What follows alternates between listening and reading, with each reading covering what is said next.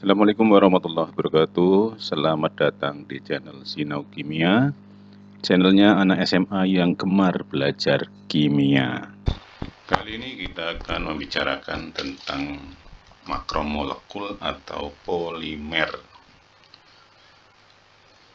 Kalian tentu mengenal bahan-bahan ini ya.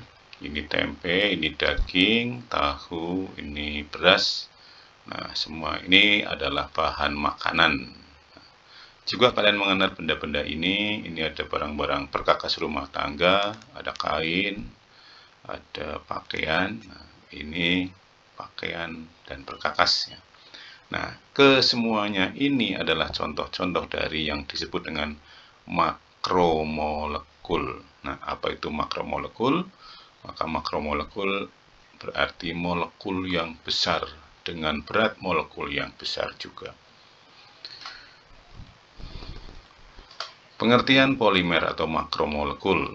Polimer merupakan molekul raksasa yang terbentuk dari susunan ulang ratusan bahkan ribuan molekul sederhana yang disebut monomer. Monomer kalau kita ilustrasikan sebagai kotak hitam dan lingkaran biru, maka jika ada satuan atau rangkaian dari kotak hitam atau rangkaian dari kotak biru atau perpaduan keduanya, maka akan kita sebut sebagai polimer. Misalkan seperti ini. Nah, ini termasuk polimer karena terangkai dari monomer-monomer yang berupa kotak hitam. Atau yang ini juga polimer yang terangkai dari bulatan-bulatan atau lingkaran biru. Atau perpaduan antara keduanya, ya seperti ini juga polimer. Hanya saja untuk ini yang dua namanya homopolimer karena tersusun dari monomer yang sejenis, sedangkan ini tersusun dari monomer yang berbeda disebut copolimer. Adapun struktur polimer itu dikenal ada 3, yaitu ada yang berbentuk linier, garis lurus, tidak ada cabang, tidak ada sambungannya, gitu ya. Ini namanya linier, polimer linier. Ada juga polimer yang bercabang, ini ada cabangnya, nah, ini cabangnya ini, dan ada juga polimer yang berikatan silang atau cross linking. Ini dengan ini disilangkan, dihubungkan dengan silang ini. Demikian juga ini dan ini. Penggolongan polimer berdasarkan, yang pertama adalah berdasarkan reaksi pembentukannya, yang kedua berdasarkan asalnya, yang ketiga berdasarkan monomer pembentuknya, yang keempat berdasarkan sifat terhadap panas.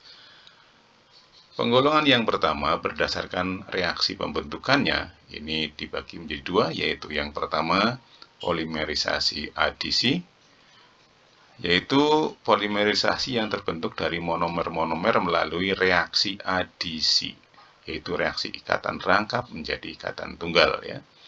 Monomer yang dapat membentuk polimer ini harus ada ikatan rangkapnya ya, jadi syaratnya harus memiliki ikatan rangkap 2. Contohnya seperti ini. Ini ada senyawa yang namanya etena, ada ikatan rangkapnya. Maka kalian perhatikan perubahan ini. Nah, dari ikatan rangkap ini salah satunya ini akan hilang, putus ya, di sini putus karena ini adalah tangan milik C ini dan tangan milik C ini. Kalau ini putus maka akan menjadi, nah ini seperti ini. Nah, ini siap untuk bergabung dengan sejenis seperti ini juga. Seperti ini jadinya. Nah, ini akan bergabung dengan sesamanya dengan ini. Nah, tentu saja tidak hanya 2, ini bisa puluhan bahkan ribuan, ini cuma digambar 2. Jadi inilah yang namanya polimer ini dan seterusnya ini ya. Inilah yang namanya polimer, disebut polietena karena awalnya dari etena sekarang menjadi etena yang banyak, maka namanya polietena. Kalau dituliskan rumusnya seperti ini ya. Selanjutnya adalah contoh yang kedua, masih polimerisasi adisi. Contoh yang kedua, ini adalah namanya senyawa isoprena. Ini monomer dari karet sintetis ya, maaf, dari karet alami. Ini ikatan rangkapnya, perhatikan ini ya. Ini ikatan rangkapnya ada di tepi. Nanti ikatan ini dan ini akan putus. Putusnya ini milik ini dengan putusnya ini, yang sini nih milik ini, nanti akan menyambung seperti ini nanti ini. Hilang, nanti nyambung di sini. Nah, sedangkan potongan milik ini di sini dan di sini. Ya, gitu. Nah, ini sudah siap untuk membentuk polimer. Nah, ini akan bergabung dengan yang ini. Nah, maka gabungan dari monomer menjadi polimer, dari isoprena maka namanya poliisoprena. Tahu yang seperti ini. Oke. Kemudian masih berdasarkan reaksi bentuknya, polimerisasi adisi itu contohnya adalah polietena. Yang tadi ya, ini biasanya untuk plastik kemasan yang bening itu. Kemudian polivinil klorida PVC atau plastik paralon. Terus polipropilena, ini juga plastik kemasan, juga untuk botol plastik yang bening itu. Poliisoprena karet alam, ini karet alam ini getah karet ya, yang diambil dari pohon karet. Dan yang kelima politetrafluoroetana atau teflon yang biasa digunakan untuk panci anti lengket. Kemudian yang keenam ini polistirena atau styrofoam itu yang biasa digunakan untuk bungkus nasi ya, atau untuk busa helm, atau untuk kemasan makanan itu dan sebagainya, yang putih warnanya. Kemudian yang kedua adalah polimerisasi kondensasi.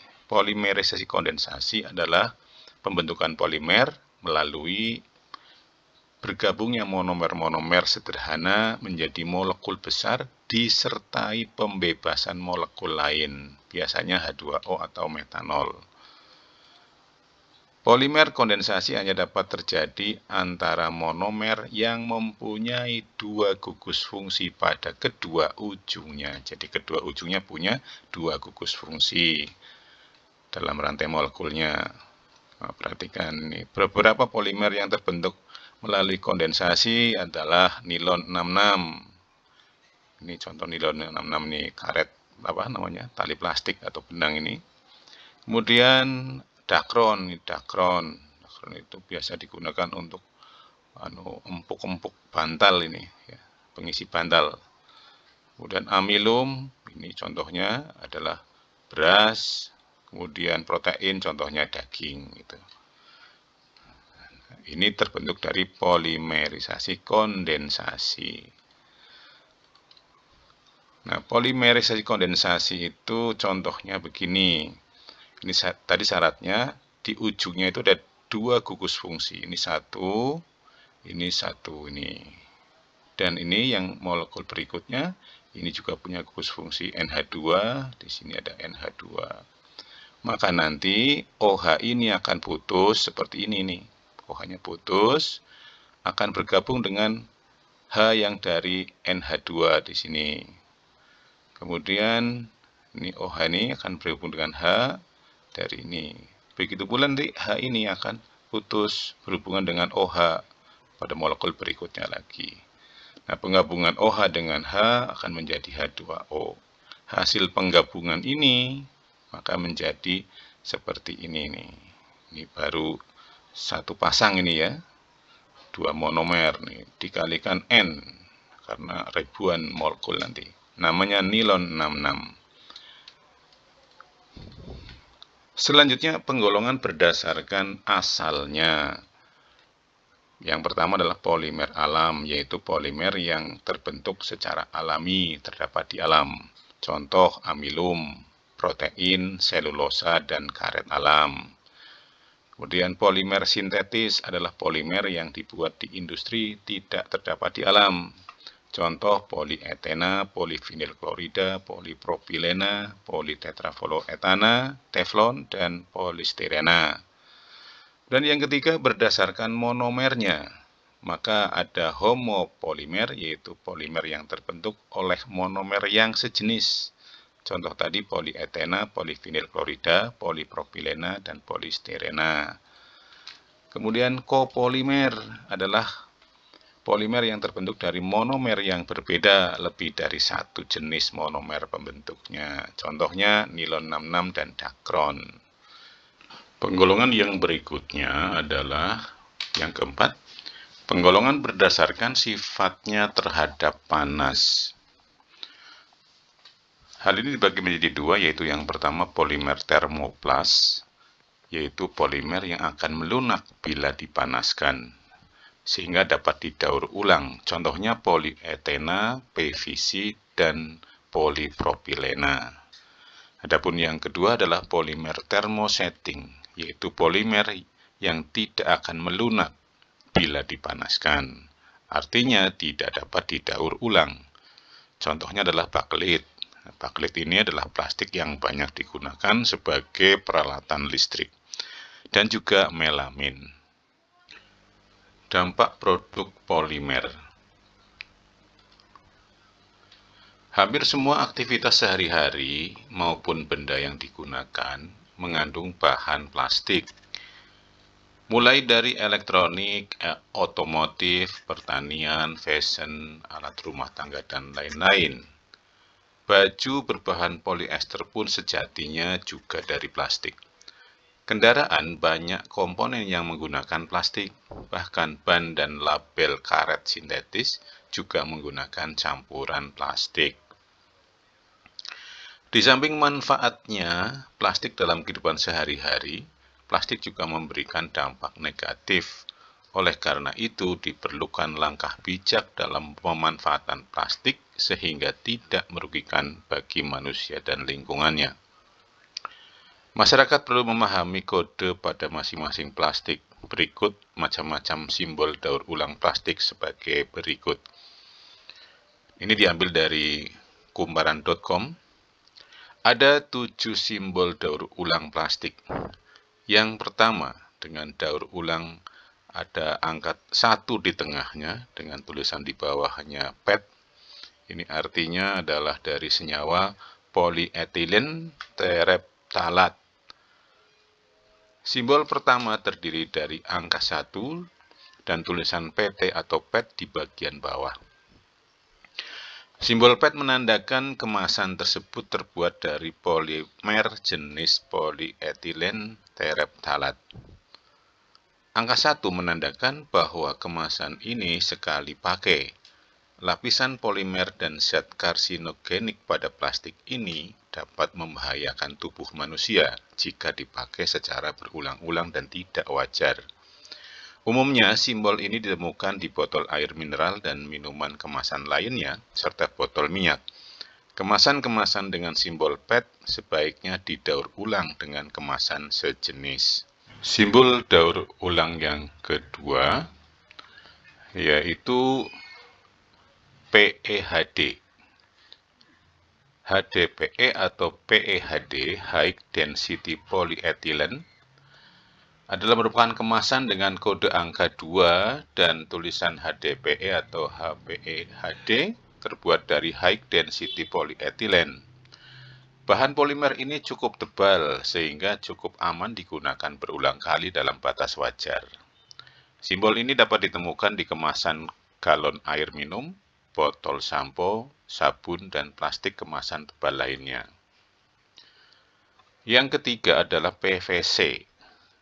PVC atau V atau namanya polyvinyl chloride adalah simbolnya PVC tadi atau V menandakan kemasan terbuat dari plastik polyvinyl chloride. Jenis polimer ini sering disebut plastik beracun karena mengandung berbagai macam bahan kimia beracun yang jika larut akan membahayakan tubuh. PVC lebih sulit didaur ulang daripada PET maupun PEHD, sehingga tidak digunakan sebagai kemasan plastik makanan ataupun minuman. Plastik jenis ini biasanya digunakan pada pipa air dan kabel listrik. Yang keempat adalah PEBD atau low density polyethylene. Kemasan berbahan low density polyethylene dengan simbol angka 4 memiliki sifat elastis, tahan lama, dan dapat digunakan berulang-ulang. Namun disarankan untuk tidak terlalu sering menggunakannya dan mendaur ulangnya dengan bijak. Simbol ini dapat ditemukan di kantong plastik kresek, tas bag, tas belanja, hingga bungkus makanan. Yang kelima, yaitu PP, polipropilen. Plastik ini berbahan polipropilen dengan simbol angka 5. Polipropilen bersifat kuat dan cukup aman digunakan meski pada suhu tinggi. Simbol PP biasanya ditemukan pada tempat makanan atau minuman, botol sirup, sedotan plastik, dan tali berbahan plastik. Simbol yang keenam yaitu PS atau polistiren. Kemasan berlogo PS terbuat dari jenis polimer polistiren yang dapat dijual dengan harga murah. Plastik jenis ini dapat mengeluarkan stiren yang merupakan zat karsinogen berbahaya bagi tubuh. Namun, plastik ini justru banyak digunakan oleh masyarakat untuk tempat makanan. PS dapat ditemukan di tempat makan berbahan styrofoam, tempat telur, sendok, dan garpu plastik, serta busa untuk paket. Sedangkan yang ketujuh atau other atau O, simbol O dengan angka 7 artinya kemasan tersebut berbahan polimer lain selain 6 jenis sebelumnya. Plastik ini dapat dihindari dengan sebagai kemasan makanan dan minuman karena menghasilkan racun bisphenol A atau BPA yang sangat berbahaya bagi tubuh. Sekian.